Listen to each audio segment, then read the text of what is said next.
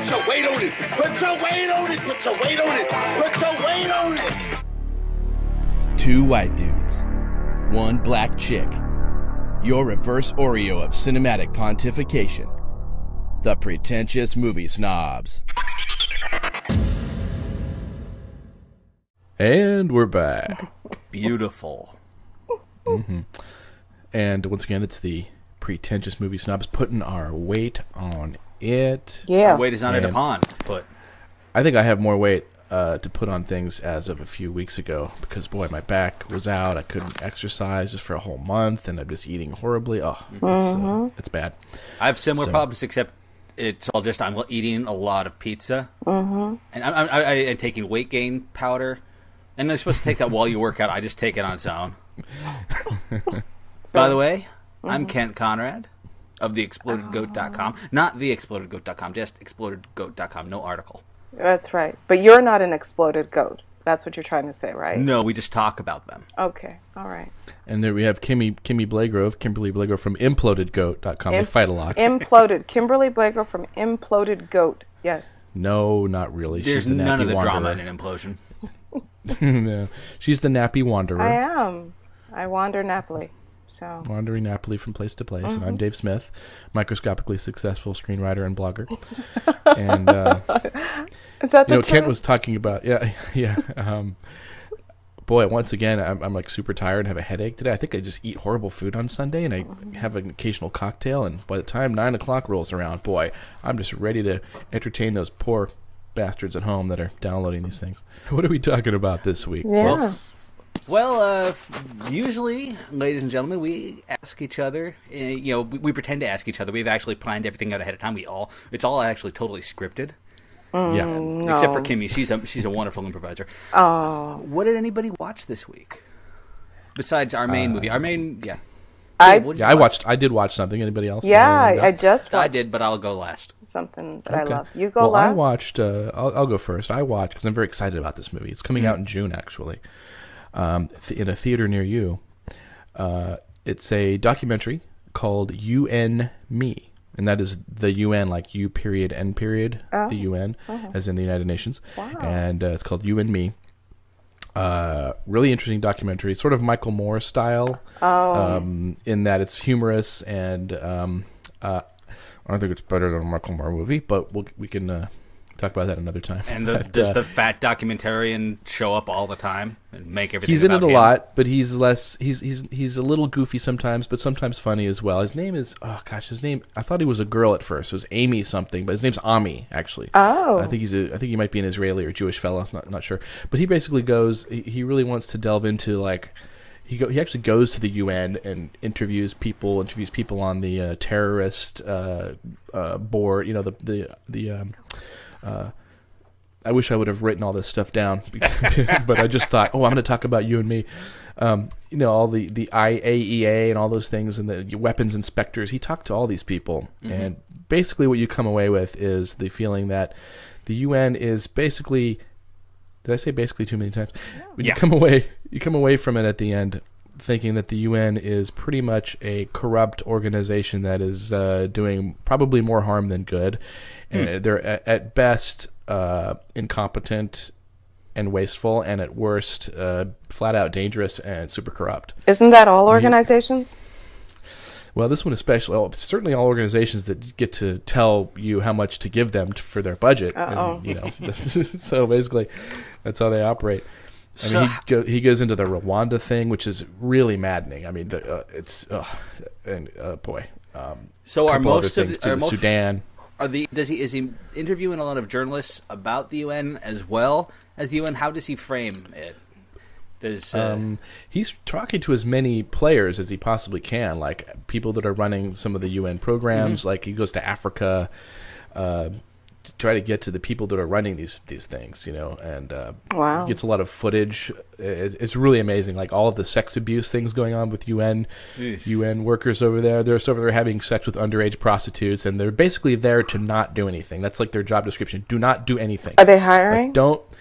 Exactly. That's what I was wondering. I fill out an application online. Except the sex with the underage children. I didn't make the joke about them. Yeah, I can do that because here. I'm actually interested. I don't with think the underage kids, or are they not doing anything for money, or both? Whichever one's more socially acceptable. Probably one of the most. I don't live in society. I don't know.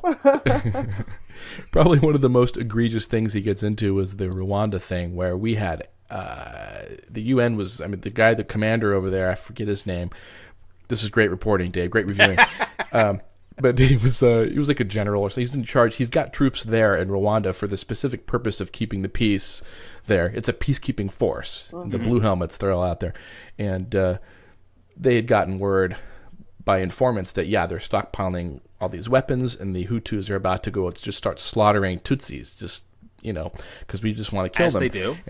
As they do, and they did. But we went to the word went back to the UN, and they basically got a don't do anything from what's his name, good old Boutros Ghali, I think, or it might have been Kofi Annan at the time, one of these two guys, both of whom are complete scumbags. But they got to basically, don't just ixnay on the ooing day umthing say, they said don't do anything. So they just stood back and they didn't do shit. Everyone's getting slaughtered. And they even had there was a camp where refugees came to, they had 2,500 people came there, and the Hutus were outside with their machetes getting all drunk and screaming and stuff, and they got word from UN that said, leave them there. And they pulled out and left them there, and they got slaughtered. And this happens all the time, basically. And this is going on right now in Darfur and Sudan, so... But apparently, since those are dark-skinned people, we don't give a shit. That's what I get. So, but this is a really fun way to open the podcast. Movies should piss you off, but it does actually have entertaining. I think it's very parts too. Apropos, because I mean the movie that we did watch. Although I do have to talk. I watched a movie as well. I mean, the movie that we watched was definitely not uplifting, I guess, towards the end it is, No. but it's they don't call it miserable for nothing. I watched a great movie, very mainstream, but wow, I love Christopher Nolan. I have always loved him since Memento. Mm-hmm. I didn't see anything before that, but I've been holding off on seeing the final Batman, Dark Knight Rises, and finally decided I would watch it because Anne Hathaway is also in that. Just like a tie-in and see how she is in those two roles. And I loved it. I love Christopher Nolan. I think he's a wonderful storyteller, and that's it. I would say if anyone hasn't watched it yet, I would watch it. I loved the first one. I was just a little okay about the second one, except for Heath Ledger's performance. I thought that was great. And then the third one, I thought tied everything together. I'm actually upset that they're not going to continue with the series. I think he's done such a great job, but I think this is it. It was like a trilogy. I concur. I thought that was a fantastic movie. I thought it was terrific too. I like how big everything in it is. It's kind of, apropos to the movie watch, it's kind of like an opera. Every character stands for a big idea, and the movie's not just about putting on costumes and doing stuff.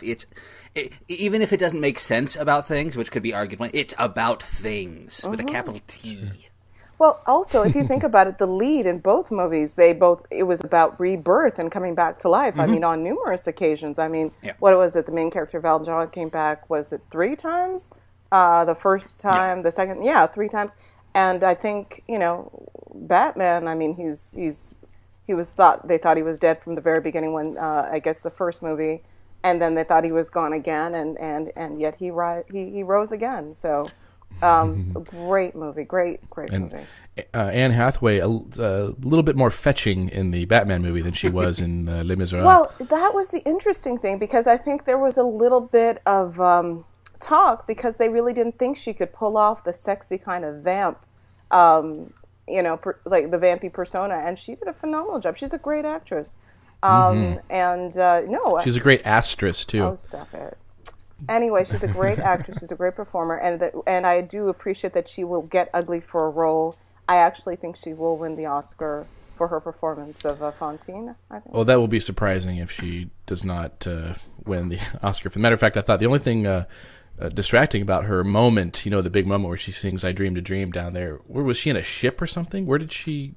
She was plying her trade as a prostitute down there. Well, where was that? It looked like it was in the hold of a ship or something. I think Les Miserables has a lot of problems with place. the distracting thing was while she was singing, the little hand kept going in, trying to hand her the Oscar, and she kept smacking it away. Like, wait, hold off.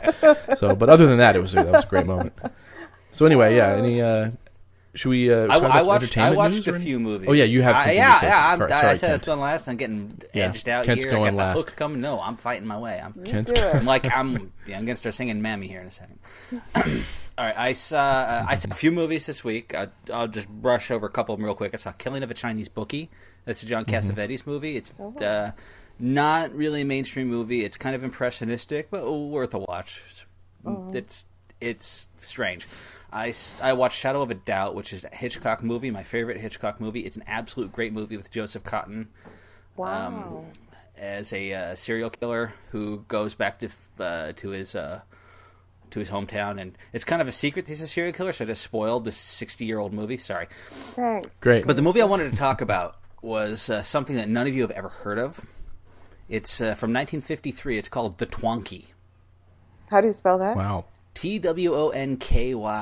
Okay. It's directed by Arch Obler, who was one of the top shelf radio show producers, up with Orson Welles and guys like that. He spent most of his life making radio shows, and The Twonky is about a professor his wife is leaving him for a few weeks because she has to go take care of her sister who's about to have a kid, and she buys him a TV.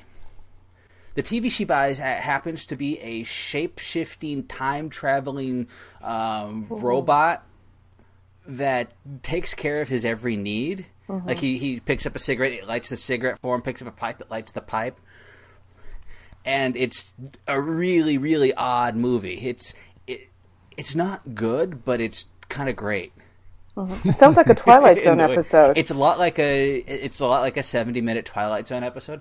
But what's fun? I imagine this character learns how awesome it is to have every single thing done for him, and he lives happily ever after. Here's the thing where it's a little smarter than that. Mm-hmm. Is that he's annoyed at it from the start because he doesn't want a weird TV. He just wants a TV, and so ultimately he finds that it's not only like his personal bodyguard. It's not only his servant. It's kind of a censor. He puts on some Mozart, and it shoots the special effects are terrible. It's when the Twonky moves around, it walks after him, and it's clearly just a big TV on strings with little legs that go flop, flop, flop, flop, flop, like a marionette that doesn't have anyone pulling on the strings. Mm-hmm. And it has a little hole in the middle where there's just like a optical effect of a laser when it does anything. But he tries to play Mozart, it shoots it out. The guy's a professor. He tries to write a essay or a lecture about free expression and the necessity for artists to be free. But the Twonky doesn't like those thoughts, so it shoots him in the head with its Schweizer until he can't think like that anymore. Wow. He picks up a copy of John Stuart Mill's Liberty, it shoots it out of his hands and gives him passion for the ages. That's 53. 1953, and the greatest character in this thing communist metaphors going on. Essentially, he's got a friend who's a football coach and kind of a genius. He's the one who decides that it's a space traveling robot from the future, from a super state where it won't allow you to have any thoughts. It's like mechanical soma from what's it? Brave New World. The drug that everyone takes to make them happy. So they just have drugs and sex, and the state can do whatever it wants. Mm-hmm. Yeah, that was Brave New World. Yeah, so that this crummy little science fiction movie has that kind of neat subtext about the pleasure-giving super state via magical television. You find the most wonderfully obscure movies. It's a strange... Yeah, I'm going to be putting a review of it up on my own site, Exploded Goat, and on... Where can we find the movie? You can actually get the movie on YouTube. Just I saw it on Turner Classic Movies. It was over a few months ago, but if you look on YouTube, you can find a copy of it. I mentioned this movie. It's not good, but it's pretty interesting. And it's weirder than anything else you'll see this week. Interesting. And yeah, interesting. I mean, the performances are terrible, but still, it's fun. Well, at least there's that. Yeah. Do we have any entertainment news? Anyone? I've got nothing. Grove? Kimberly doesn't look like she has anything, but I bet Dave has something. He's got that twinkle in his eye. He always has something. Not really anything big. I just happened to notice. That's it. I'm drinking brandy. I was scanning Deadline Hollywood. I noticed that Barry Sonnenfeld, the Men in Black director, series, is helming a CBS TV pilot Now I'm giving you guys a multiple choice thing here. I think Kent already knows, but you can play along, Kent. Multiple choice, A or B. Is it a completely fresh new idea, or is it a retread of an old 80s movie? Well, there you A or go. B? What do you think? I'm going to go for number 2. Retread of an old 80s movie? Damn, I thought I had you guys. No. Yeah, you're right. It is a retread of it. It's Beverly Hills Cop. Mm-hmm. They're doing a series. It does have Brandon T. Jackson from Tropic Thunder, he's a funny cat. He's going to play Eddie Murphy's, the character Axel Foley's son. Oh, God. And Eddie Murphy will be in it. But so, yeah, made me retch a little bit. But I started thinking about, these are I thought TV now was the area where we were getting new, fresh things, because they don't have to worry about these $250 million budgeted movies that can wreck a studio. But here we are again, now playing it super safe with this shit. TV is still expensive. And and keep in mind, this is a pilot that was it's on one of the networks, the big networks. I think it's CBS, almost ironic to call them the big networks, because they've been losing audience share by the bucketful over the last couple of decades. Now, I feel like my pretense is slipping a little here, because I'm actually kind of looking forward to it because of who's writing the show, who's running the show, and that's Sean Ryan. Mm-hmm. Sean Ryan, he was the showrunner and The Shield, which was one of the best TV shows of the last decade. Yeah. He hasn't had much success in the last few years. He'd had a show on CBS before called The Unit, which he created with David Mamet. Wow. And David Mamet also directed an episode of The Shield, and I guess he and David Mamet worked together a few times. And The Unit was simultaneously the best action show on TV and the worst relationship show on TV. It was about essentially about Delta Force, and it was split about the missions that the Delta Force guys did and how life was on the where they lived, how their wives took everything. And my God, they were the 4 most boring women on the planet. You wanted to hit them with a stake, like a pick. Hit him with a pick. Not a piece of meat. Oh, pick. Yeah, pick, not a steak. Oh, okay. Or you might hit him with a... Well, that's only after you hit him, you give him the steak. You're not mean. Oh, of course not. No. But, so... I know they're probably talking to their friends. Oh, we had a great weekend. We went to an undisclosed location. Oh, it was fantastic. They told her about the, Well, it even got worse in the 4th season, where the actresses complained they didn't get to do any of the super kick-ass Delta Force stuff. And so they started involving the women in the mission. It really devolved, though. But I don't know if the show's going to be any good. I don't automatically think it's going to be terrible, and it's not surprising that they're doing something like this, of course, because what else are they going to do? They need something to get people. Yeah, I'm sure it'll be fine. I like Barry Sonnenfeld. This Brandon T. Jackson guy. I wonder if it's Tiberius. Is that his middle name? Brandon Tiberius. I want to think it's Tiberius Jackson, but. Little Star Trek joke there. Maybe it's Tyrone. I'm sure it'll be. Oh, that's Kirk's middle name. Yeah. There you go. Hey. I'm sure it'll be good, but I'd rather see like Netflix has their own series coming out. This is so cool. Like they had one called Lilyhammer, which was really good. I don't know if they did one season of that. It was great, starring what's his name from Bruce Springsteen, the E Street Band. What's his name? Little Stevie Zantz. Yeah.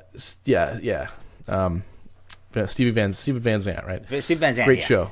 Yeah, great show. And then they have this new one called House of Cards with Kevin Spacey. That looks good. This is great. First 2 episodes directed by David Fincher. These are things. Oh, great. These are original. He's a sort of a corrupt politician. I don't know if this might be crapping on your point here a little, but House of Cards is actually a remake of a British series. Oh, great! Yeah, no, that's good. I'm glad you crapped on Netflix for me. Okay, and Lilyhammer, they didn't produce it; they just bought the rights to it. It was produced in, I think, Norway. Oh, of course. Oh, or Iceland. Sure. Good. Well, that's why we have Ken here to pull me back out of the clouds. Yeah. But the point still stands that they're doing some new things there at Netflix. Yeah. Nobody else was remaking this series. They paid for the whole thing. They own the whole thing. They released it all in one fell swoop, which I may be overwedded to the TV model. I like stuff doled out over a certain period of time. I think it can actually get more resonance if it takes me 26 weeks to get through series because I'm just getting it a week at a time, so that something that refers something that happened 26 weeks ago feels more resonant, feels like it has more heft to it than something that I saw just a few hours ago because I watched the whole series in one drop. True, yeah. Sure. I like Mad Men like that. I like to watch it as they come out, too, and rather than watching them all on a Sunday or something. Yeah. I mean, some series that's good for, like Vampire Diaries, who cares what about emotional heft? You're just there to get angry at how stupid it is. But, yeah.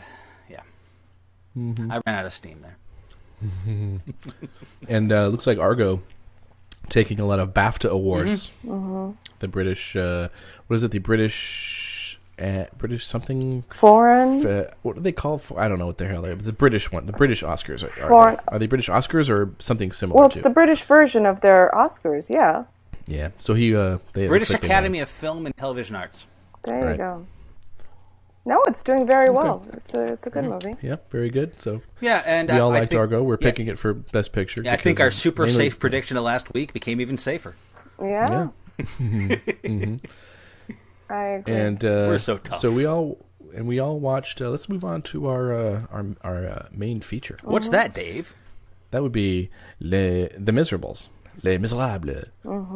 How do I say that right? Do I say that right? Les Miserables. I'm cheesing it up a little bit, but is that how you say Les Miserables? Close enough. That's how everybody seems to be saying it anyway. I think everybody tries to put on a little French accent for it. Les Miserables. Les Miserables. Yeah. Yes, the big Oscar-nominated musical film based on the musical, and which is also based on the Victor Hugo book from the 1860 something. Yeah, something like that. Yeah. Now the novel is about 2,400 pages long. Wow. Which is about how long this movie felt to me. It did. Yeah. It went on and on and on. It was halfway. I checked. It was halfway through. Oh my God! I've the equivalent of seeing the rest of this movie again. Oh. Yeah. It held my interest. I mean, it held my attention. I enjoyed it, but yeah, it was long. So you're saying you did not enjoy it, Kent? There are I'm sure it's a fine musical on stage. Victor Hugo writes story. I've never read any Victor Hugo directly, but I've liked adaptations of all this stuff. There's a great movie from the 20s. It's a silent starring Conrad Veidt, who anyone might remember as the Nazi. Casablanca. Yeah, in Casablanca. He was also Ayn Rand's favorite actor. I know that, and it doesn't matter. Wow. Called The Man Who Laughs, where he starred as Gwynplaine, who was a guy who was taken by when he was a kid. He was taken by these gypsies called the Comprachicos. That's important too. And they cut up his face so that he was always smiling. Oh my goodness! And so the Comprachicos, they would do things like they would buy children. And they would put them in barrels so they couldn't grow right, so they'd be all stunted, and they'd sell them to circuses. Oh goodness! And so, actually, the Conrad Veidt's performance, "The Man Who Laughs," was the visual basis for the Joker in the Batman comic books. And that makes sense. So, I like the Victor Hugo sensibility, where everything is horrible and nothing good ever happens. And even when something good does happen, it has to be counterbalanced with all sorts of horrible stuff happening. So the story that it is based on is strong. I did not care for a lot of the choices they made in this production. One thing is that they recorded all of the singing live on set, and that was an intentional choice of the director. He wanted them to put more. He didn't want the actors to be following along with the musical track. He wanted the musical track to follow the actors. When they performed, they had a headphone or a monitor in their ear where they could hear a person playing a piano, so they'd stay on the key. But the person playing the piano reacted to the actors. They weren't leading them. They let the actors define the time, and that seems good in theory. I thought it led to mostly, not all, definitely mostly reedy, annoying performances. It's reedy. Yeah, I felt like the only directive. Hey, could you make your voices a little more piping and annoying? It really struck me in the very first time when Russell Crowe and I keep saying Daniel Day-Lewis because he looks Hugh. like Daniel Day-Lewis with his hair when his hair was gone. He doesn't look and well. Hugh It's sort of, Jackman- kind of. Hugh Jackman. Just when he had the beard off, he was the Hugh Jackman we all know and love. But with the beard, he looked so different. I was kind of surprised. Anyhow, but in the first time when Russell Crowe and Hugh Jackman, when Jean Valjean and Javert were singing, it sounded like the pitch had been turned up. It's like, I'm gonna get out of jail. No, you're not. It just bugged the hell out of me. They both were actually a little nasally at times too. Yeah. And Russell Crowe's not as good a singer, Oh. but No. got to give the guy props but- because he sang well. But and this is not something he's normally, that's thought the thing of that as surprised doing. me. But so I got to give him some props for stepping up and trying something like that. But he's a little flat. You're talking a little about Russell flat- a Crowe little now. flat. Yeah. Yeah, Of course. Hugh yeah. Jackman's Hugh Jackman an even amazing singer. he is a great singer, he's but he sounded in fine this one a Broadway little performer. nasally in this and one. yeah, though, it felt a little strained. I thought that's one of my issues. Okay, that's how I felt about the singing for the most part. Definitely not in all. There's some beautiful and just amazing performances, including the one Anne Hathaway. yeah. Her the performance she gives of the song, who I don't know, it's heartbreaking, it's heartrending, and it's really amazing. It is a great performance. Yeah, let me jump in right there, too, because I was thinking as I was watching it, obviously phenomenal, hand her the Oscar, but I was thinking, what a different song it would be if you switched genders and like a young boy had discovered that he had to have sex with women and get paid for it. It would be like Oliver, it would be like just this outpouring of joy running through the streets, and all the men would be behind him. Yay! Well, you're you're dreamed the dream. making an assumption as to what women would want to have sex, for money again. It could be people. I'm just saying reverse it. What's that? Some woman who's a sailor comes by, hey, and she makes the young man have sex with her. Ah, that's pretty rough. And she pays him. So that'd be let's say a Rosie O'Donnell type, or doesn't matter. He's probably gonna ejaculate into an old sock later anyway. Might as well do it in her, and get paid. And you don't think that men have standards? I'm going to get my mom to listen to this one. I didn't bring up this topic. This is again Actually, Dave. your mom. I stole this joke from your mom. Dave ruins all of the podcast and makes it a little dirty, but that's okay. So what? You don't think she's listened to them? I mean, I'm sure she knows where to find them. The podcast. Your mom? Can't. No? Yes, yeah. She's heard some of it. She thinks we're all wonderful. Well, I'm jumping off this subject because I think Dave has derailed this I conversation. think you've blushed. Well, can I say one Yeah, thing? yeah, When we I can say get back conversation, to it, I mean yeah. monologue by me. But Monologue. I thought Amanda And- Seyfried's performance was her vocals are surprisingly beautiful, and I had found out afterwards that she had studied. I guess she took opera lessons. I guess for over 5 years, but I found her vocals be very pure and clear, and I thought they were very beautiful. I didn't expect her to be such a good singer. So. Yeah. I thought everyone was good. Singing wise, I'm not actually very much of a stickler on people who are singing in musicals because to me it's more important to convey an emotion.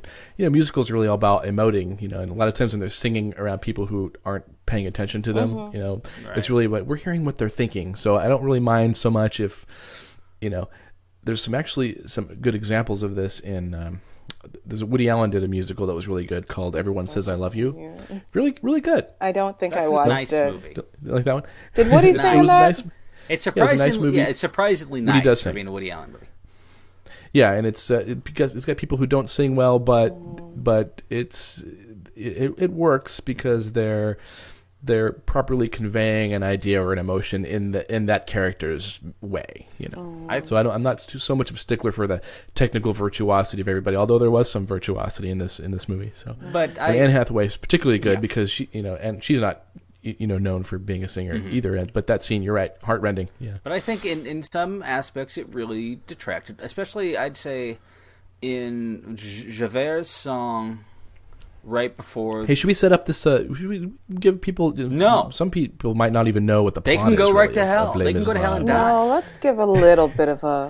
We should do a little synopsis. It's about. Let me see if I can go. Yeah, you can't. You're good at synopsizing. The story, Synopsizing. it's set in I guess late Napoleonic France, About 26 years after the French Revolution, which Yeah. is, I think, 1795. I think. Yeah, so it takes So place over a 1820. series of 18 years.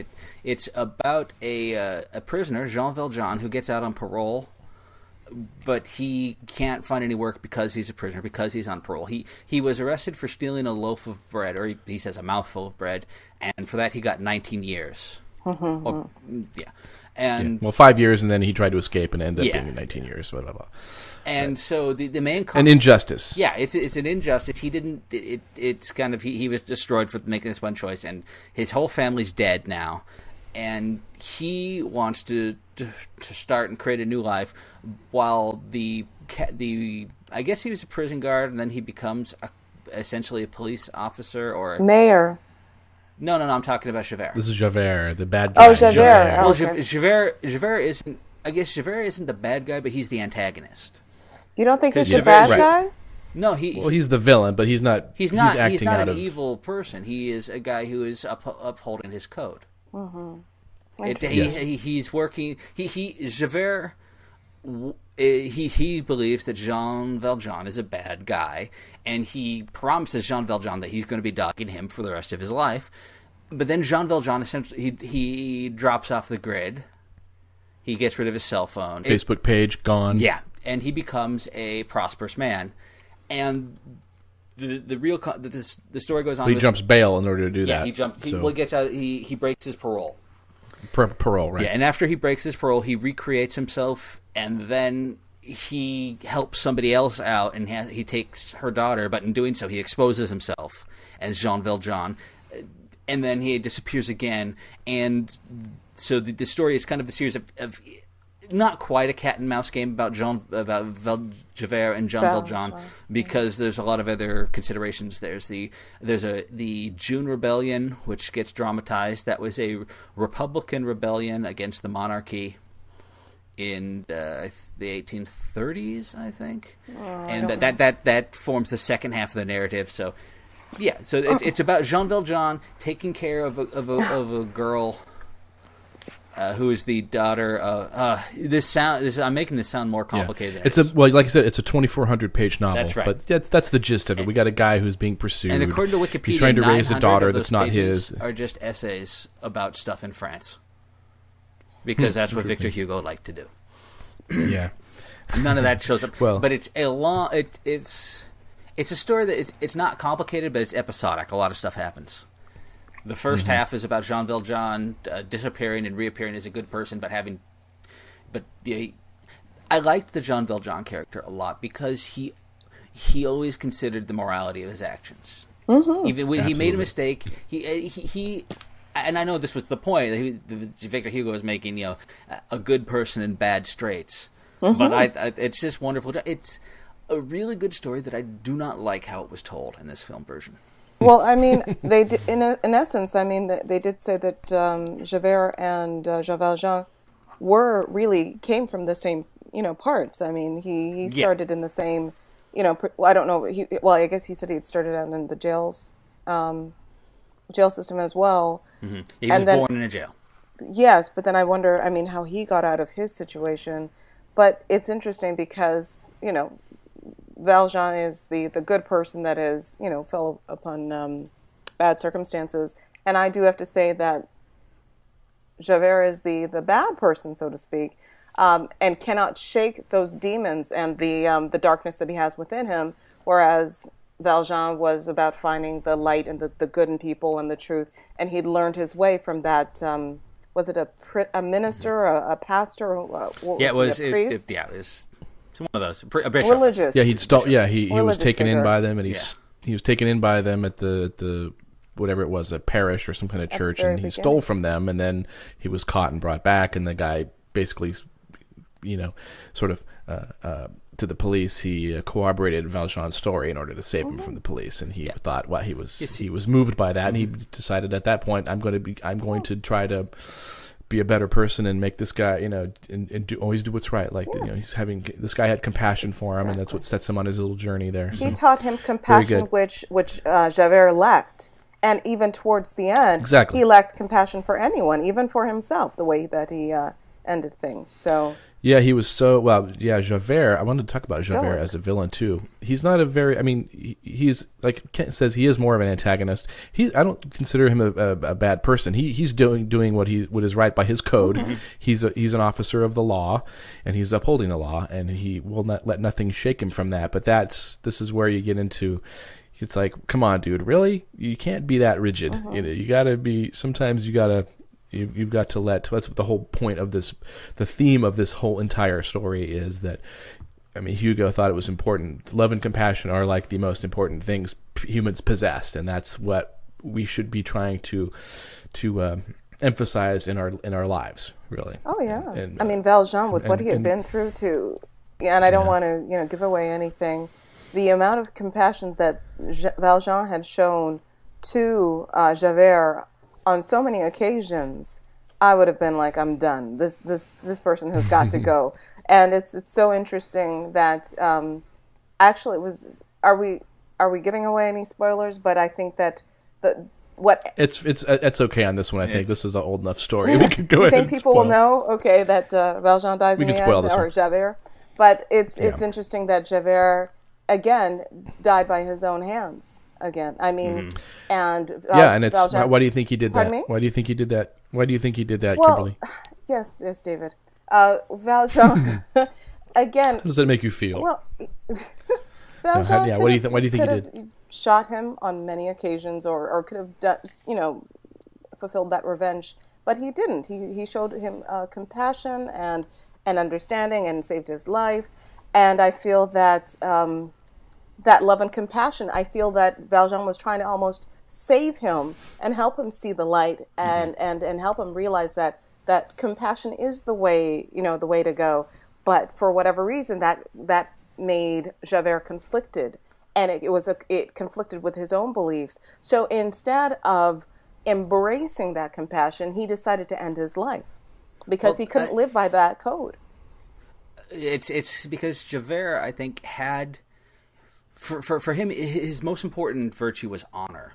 Mm-hmm. You see, in the when Jean Valjean was mayor, after he gets out of jail, he becomes not only a owner of a factory but a mayor. He's the most important man in town. Mm-hmm. And I guess it's subtextual in there. Maybe it was direct in the novel that he essentially said, I'm pretty sure this guy's Jean Valjean, and he sent to Paris, and they said, no, we've caught Jean Valjean. You are wrong. You bore false witness. And he essentially said, okay, you've got to fire me. Because that's he wins. That was a super honorable move right there. Villains don't do that if you're a bad guy. He was honorable and courageous when he went. Even though we are set up to support the Republicans, and definitely Victor Hugo was he supported the Republicans in France who were trying to overthrow the monarchy. Mm-hmm. These are the post-Napoleonic Republic. I don't need to give people French history lesson here. And I'd be incapable of it. Everything I know, what I'm saying here, I learned from Wikipedia this morning. Anyhow, when he went in to infiltrate them, he did it knowing full well he could get, and he did get caught. Yeah. He was brave and he was honorable, but all of his honor was wrapped up in code to a bad system. Yeah.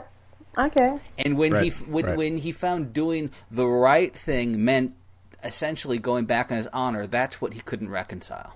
Mm-hmm. Yeah, and in fact, he failed to do his duty at the end because he was conflicted, because he was really moved by Jean Valjean being so kind to him, and he was it's sort of like, how Captain Kirk would always confuse the master computers and the aliens, and they would just blow up and start smoking. That's kind of what happened to Javert. He's like, does not compute, and then he just threw himself off of the bridge because. Yeah. And he did say that with his kindness, he in fact killed him. He did say that as well. Yeah, in saving me, you've doomed me, or whatever he said. So yeah, interesting. I did find it, but he's kind of a. What's that? I was going to say he wasn't a very good policeman though, because he only ever bumped into him by completely random means, and only because Valjean was stupid enough to never leave Paris for like 20 years or whatever. It's like, dude, can you go abroad? Well, he's looking for you. They didn't invent detectives yet. Yeah, right, but Valjean could have gone anywhere. I guess he had multiple homes. But what I was going to say, I thought one of the most touching scenes was when he had given that little boy his medallion or his medal. That was the boy that ratted him out when he was infiltrating. The kid almost got him killed. It would have got him killed if not for Jean Valjean letting him go and saving him. So, yeah, that kid was terrific too. He did a great job. It was a good kid. But to me, and it does reflect on even the legal system today, in his quest to track down, bring Valjean to justice, he turned a blind eye to many other things, and there was that hypocrisy as well. So, I mean, the whole situation was with, was it Fantine? Anne Hathaway's character, whoever this guy was maybe being a little aggressive with Anne's character, Fantine, and she was the person that was pretty much blamed for what was happening, not him. But again, because it's a man, and I'm sure there's a little sexism. I wouldn't say it was hypocrisy. It was just it was more of a demonstration of the limitations of his code, because a prostitute wasn't going to be believed above a man who had some standing. That was actually that whole segment. Again, I'm showing my Wikipedia knowledge here. Was based on something that actually happened to Victor Hugo. That he witnessed a man try and get overfresh with a prostitute, in which she rejected him. He tossed ice down her dress, and she scratched him. And Victor Hugo, was a minor celebrity at the time locally, and he interceded on her behalf. Wow. That's very honorable. Yeah, Jean Valjean's also based on a real person that he knew, too, who was a convict and who came out and reinvented himself and actually rescued one of his employees by lifting up a heavy cart when the place was on fire. There's little moments that go into the movie. Do you have Wikipedia up too, Dave? No, is that I read about that earlier, Vidocq? Yes, yeah, because Vidocq essentially invented not modern, but at the time, modern policing and detective work. He was the first private detective in the world. That guy. Wow. That's fascinating. Yeah, isn't it great? Things you learn from us pretentious jerks. Yeah. Oh, well, especially you. You're just a wealth of knowledge there, Mr. Conrad. Let's talk about real quick too. This is a good in case there's any screenwriters out there listening or writers.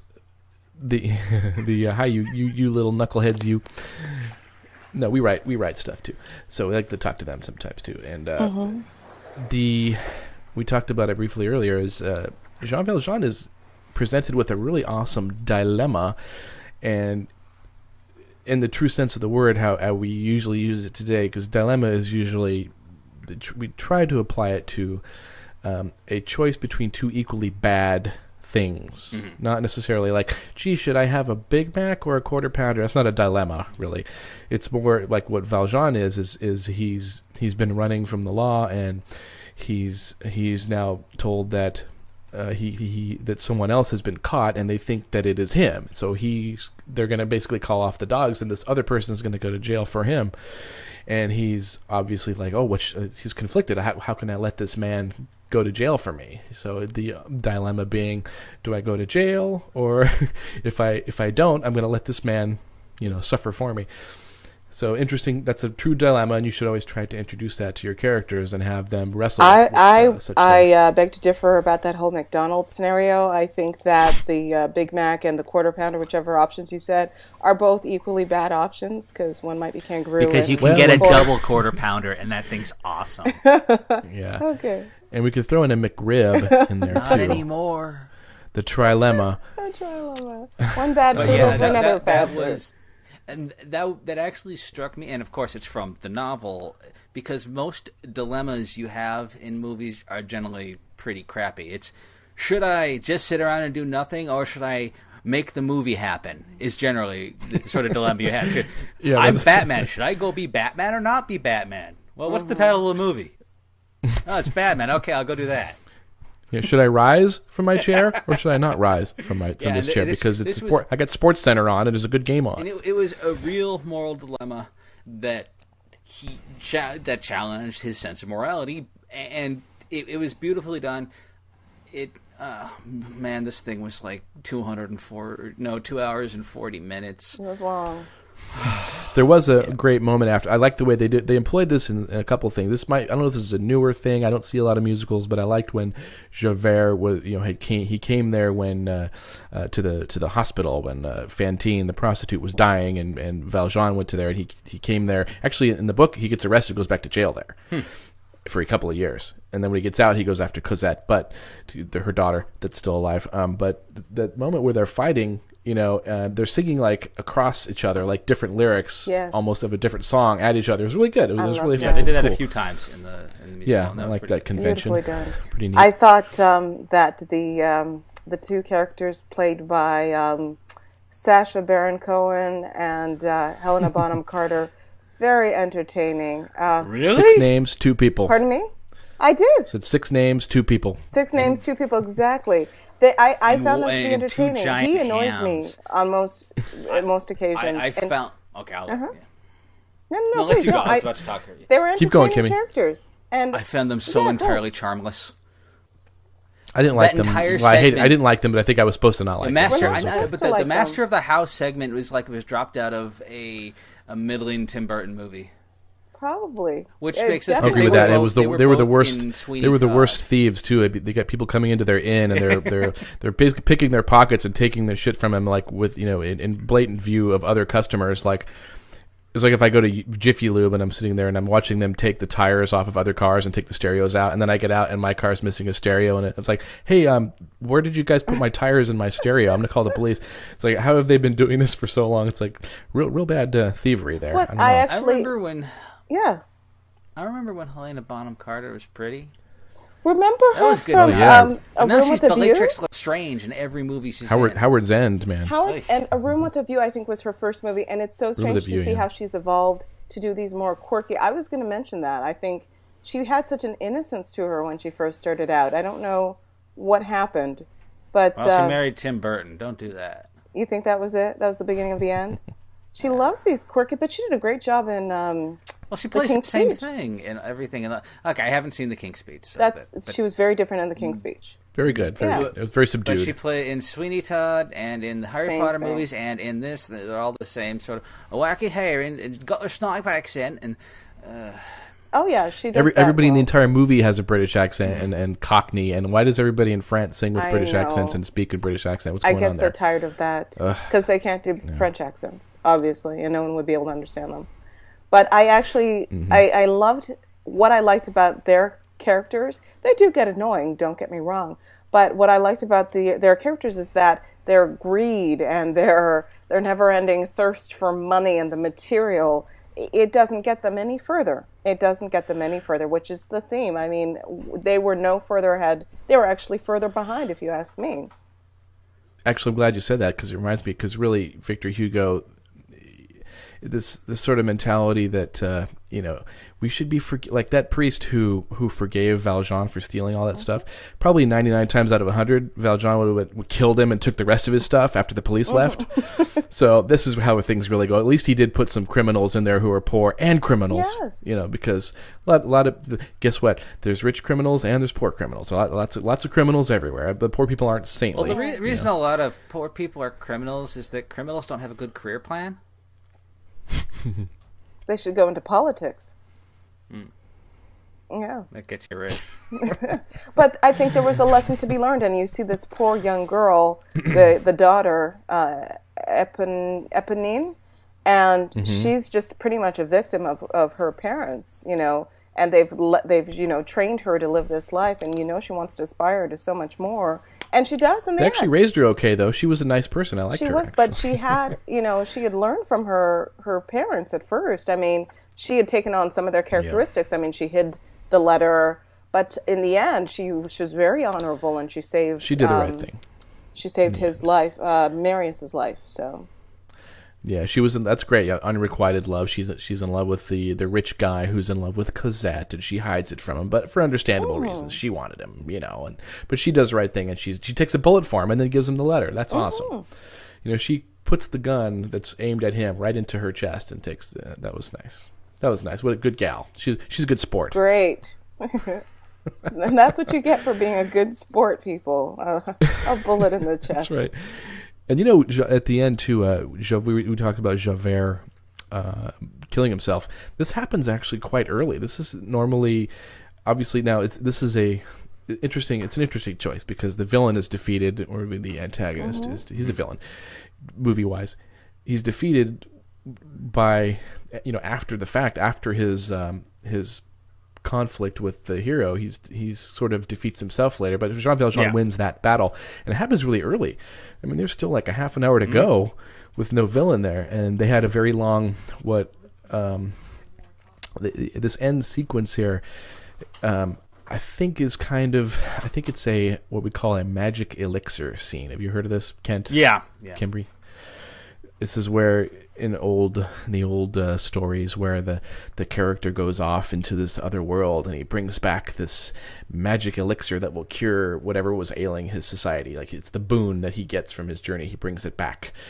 But so a lot of movies have this thing that the character, not a physical thing, or it could be some knowledge that he's gained and he brings back. I'm wondering, is this a whole magic elixir scene at the end? Because he's dying thinking that it was kind of confusing at the end. I'm trying to figure out is this a magic elixir scene? It almost reminds me of Batman, to be perfectly honest. It's the same thing where he went away very far and had to learn to have belief and faith in himself, and then came back and was able to save the Gotham City.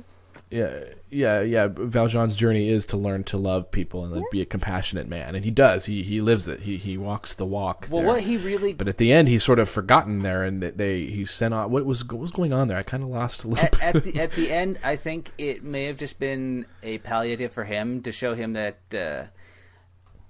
Because the real thing that happens at the end, the change that happens, is that his daughter learns who he was, and she accepts and loves him for it. Okay, that is the magic elixir. Actually, she's representative of the change that can happen in society. He affected that change. She changed him without even knowing it, having to take care of her all these years, and all the things he did. And he was despised as Jean Valjean because he was a thief. He was branded for the rest of his life. And so he was sure that if anyone knew who he was, that's why he told Marius and then went away, because he'd said, "Okay, this is basically me saying goodbye to my family because they can't accept me like this." But no, in the end, the point of the movie is whether or not a man can change, or whether a good man can come from bad circumstances. And in the end, they say, yes, you can. You can still be accepted, even if you did even some small wrong for which you were grossly unjustly punished. Yes, I think this. Yeah, by the way, and I think this is a very good thing to think of on a micro level, but don't be thinking that it applies to everybody, people, because you're going to be sadly disappointed if you go around thinking that everyone needs to. Yeah, they just need to. Sure, I'll let this convict live in my extra room next to my daughter's room. Don't do that, folks. It's going to end badly. Don't do what I did. On a micro level, you can judge things individually if you happen to know circumstances. Like this priest that forgave him took a big risk here. Because I wonder if that's really the case back in the old days there in France there. I mean, you're just walking around, these criminals who are paroled, they walk around with these papers that all it says is, this is a dangerous convict. Instead of what he did, like, okay, he stole a loaf of bread and he did 19 years. He could probably get work if that's what it said on it.